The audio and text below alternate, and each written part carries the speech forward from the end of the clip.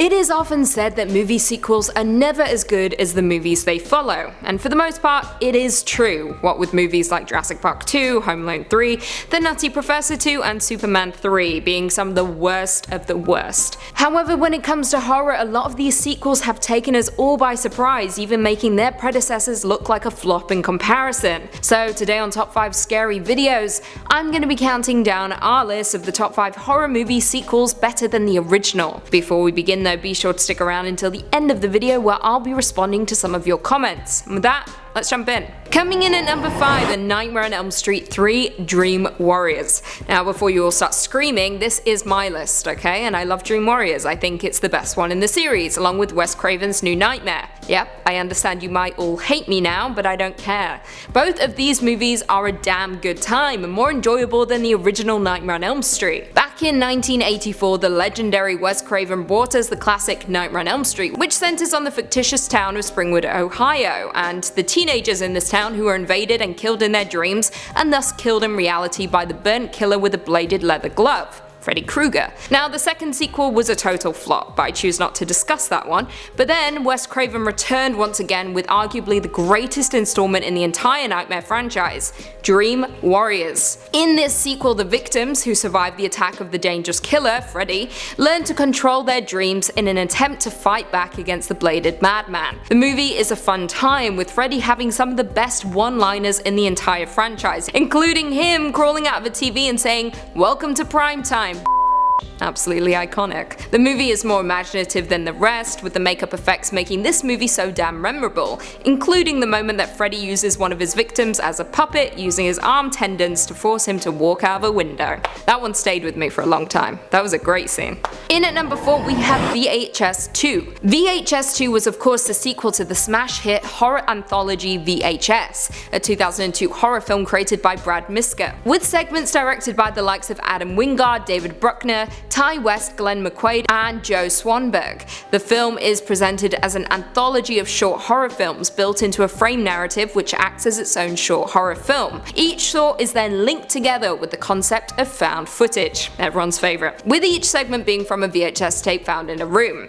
What is found on these tapes are some of the most disturbing and terrifying tales from horror filmmakers. Now while the first one is a mixed bag, VHS returned with the sequel that blew it well and truly out of the water. Following the same format and style, VHS 2 returned with directors such as Simon Barrett, Adam Wingard once again, Eduardo Sanchez, and Jason Eisner. However, the best of the bunch was by far Timo Teshihunto and Gareth Hugh Evans, with their segment called Safe Haven. This segment follows a news crew composed of 4 members who infiltrate an Indonesian cult in the hopes of shooting a documentary about their mysterious activities. Inside the building they find walls adorned with bizarre symbols, school children in classrooms, and women dressed in white garments. The 20-minute segment begins sinister before going completely insane with a jaw-dropping ending that lingers in people's minds long after the movie ends. Now the other segments are also good, but nothing can quite top Safe Haven, which is why VHS 2 is far superior to its predecessor. Coming in at number 3 we have The Devil's Rejects. Now for those who don't know, The Devil's Rejects is a sequel to the 2003 black comedy horror film House of a Thousand Corpses, written and directed by Rob Zombie. The plot centers on a group of teenagers who are kidnapped and tortured by a psychotic family during Halloween, after traveling across the country to write a book. The movie was inspired by 70s horror movies such as The Texas Chainsaw Massacre and The Hills Have Eyes. Though receiving some negative reviews from critics, the film was a big hit, and Rob Zombie took his success and ran with it, ultimately hitting us with yet another hit just 2 years later, this time with The Devil's Rejects. This was a neo-western horror film that centered on the run of 3 members of the psychopathic antagonistic family from the previous film, who are now seen as villainous protagonists. It quickly became known as one of Rob Zombie's greatest films, with its 70s grindhouse aesthetic, which took influence from the aforementioned 70s movies. The movie is intense, filled to the brim with thrills, dark humor, and intense horror and violence. Saying that though, the movie did receive mixed reviews on everyone's favorite website, Rotten Tomatoes. I know you've all been waiting for me to bring that up. With the general consensus reading, Zombie has improved as a filmmaker since House House of a Thousand Corpses and will please fans of the genre, but beware, the horror is nasty, relentless, and sadistic. Doesn't sound like much of a con to me, and it didn't to others either, because this remains one of the zombies' best movies for a reason. Coming in at number 2, Bride of Chucky. Released back in 1988, Child's Play was the first movie in the Chucky franchise, being directed and co-written by horror legend himself, Tom Holland, not to be confused with Spider-Man. This is different. It stars Catherine Hicks, Dina Manoff, Chris Sarandon, Alex Vincent, and Brad Dourif. Hicks plays a widowed mother who gives her son a doll for his birthday, completely unaware that the doll is possessed by the soul of a serial killer. The film became a cultural hit and one many horror lovers returned to repeatedly. However, its success resulted in 2 underwhelming sequels, before seemingly finding its footing again with the 1998 sequel, Bride of Chucky. Just a side note, my parents got me this when I was very young. They seem to get me weird films when I'm young. They got me Manhunt 2 as well on PlayStation 2. Oh no, it was on my Wii.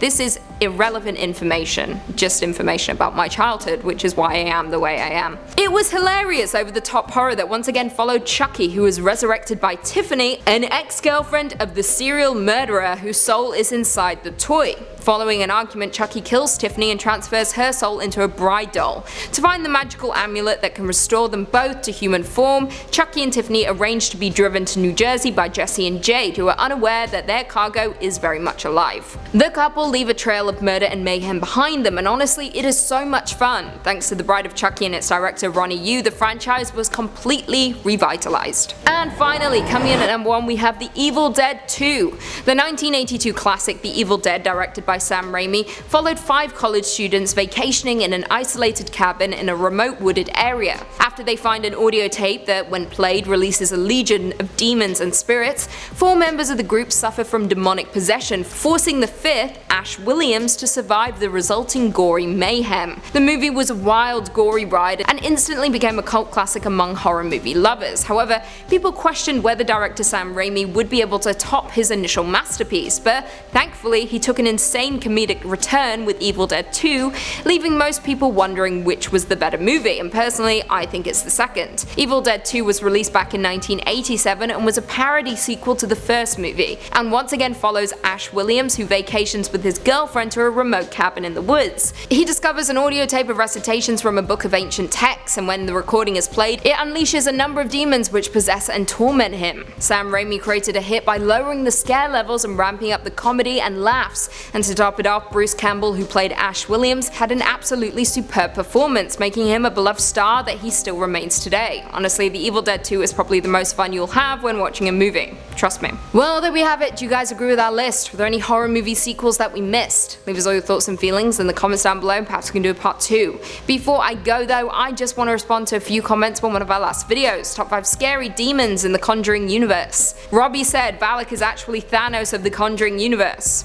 Preach. No true words have ever been spoken. Valak was literally every single demon. Anadem9 said, for anyone who cares to know, La Llorona is actually pronounced La Llorona. I didn't know, thank you for letting me know.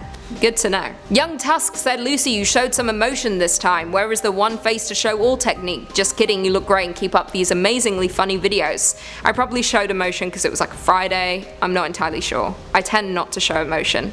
As you can tell in this video, I don't think I've smiled once. So, cool. Ashley Scott said, so hyped for the Crooked Man movie. Hopefully it won't be too long of a wait. I feel like it will be a too long of a wait, and I feel like it's gonna be but that's just my opinion. Lancelot Word said, Lucy definitely got me trapped in the loop of the top 5, each video's being a means to capture my attention away from what I was previously doing. I see her, I click. You're a very smart man. Or womans. I don't know. I don't judge. And on that note, if you haven't already, be sure to give this video a big thumbs up, subscribe, and turn on notifications so you never miss another scary vid. And until next time, I'll see you later. No one can know. Hold on, let me just fix my hair. See, I wouldn't have known if you told me so. Thanks, Chris. Don't worry about it. Whatever, this hair is what it is at this point. Crawling out of a TV and saying, welcome to to the smash hit horror. Okay, it is what it is. I look this way. I can't speak. With Tashahanto? I'm all hot and bothered. I think I'm having a hot flush. It's hot here though. It is hot in here.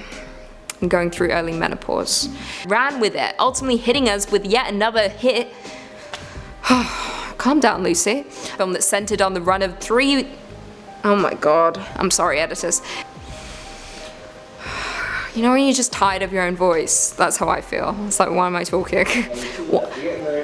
Why am I talking? Why does anyone want to listen to me? Ex-girlfriend of the serial murder... An ex-girlfriend of the serial murder...